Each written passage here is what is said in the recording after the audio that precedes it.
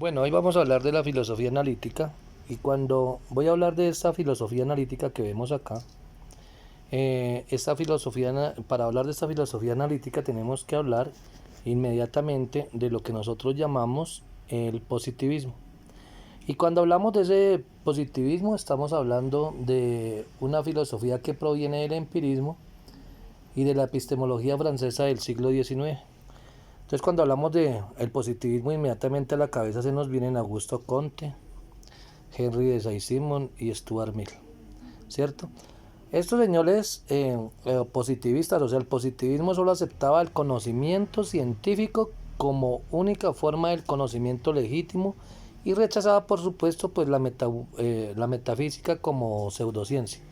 Entonces, cuando hablamos del positivismo como tal, el único conocimiento científico, el único conocimiento válido es el conocimiento científico, y ese conocimiento científico se puede evidenciar a través de los sentidos, se puede comprobar a través de las experiencias, y este conocimiento lo podemos verificar en el hombre a través de los sentidos. Es decir, el positivismo se centra en el conocimiento auténtico del conocimiento científico que surge desde la comprobación de los hechos desde la parte empírica a través de los sentidos.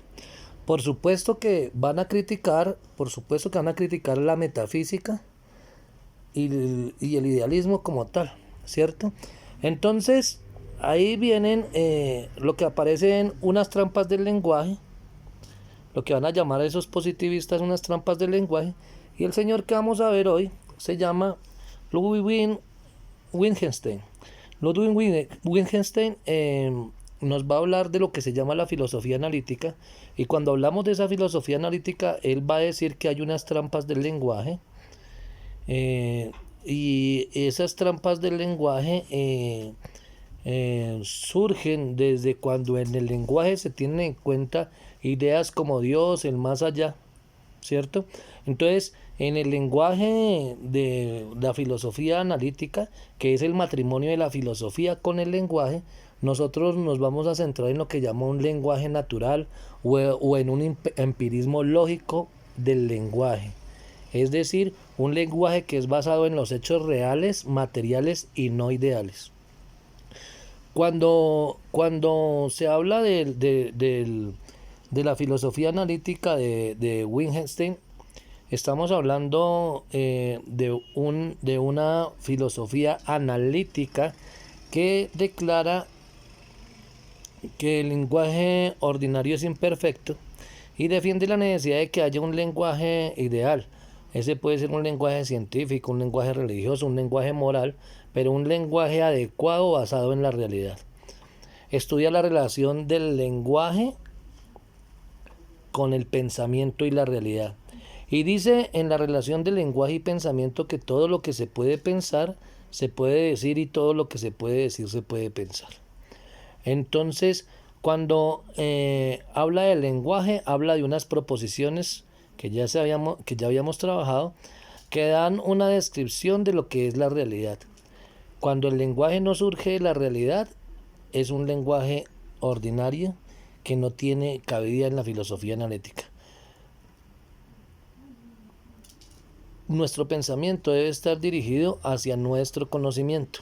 Entonces, aquí aparece una X muy grande donde dice que no hay cabida en la realidad del pensamiento y el lenguaje, en la relación de pensamiento, lenguaje y realidad en la filosofía analítica de entidades como Dios, como alma, como sustancia, como el más allá. Porque no es real y solamente el hombre puede pensar y decir todo lo que es real. El resto, esas entidades que nosotros hablamos, Dios, el más allá, la sustancia, el alma, existen en el lenguaje, y por tal razón se habla de ellos en el lenguaje, pero nosotros no podríamos hablar de ellos. Simplemente sabemos que pueden estar dentro de un texto escrito, dentro de un texto oral, pero en realidad nosotros no podríamos hablar ni pensar de ello, puesto que no existe. Entonces es una comprobación más que esa filosofía analítica de Ludwig Wittgenstein se basa en el neopositivismo. Y cuando hablamos de ese positivismo es la escuela filosófica que solo acepta el conocimiento científico como única forma de conocimiento legítimo, y rechazan, por supuesto, la metafísica. Muchas gracias.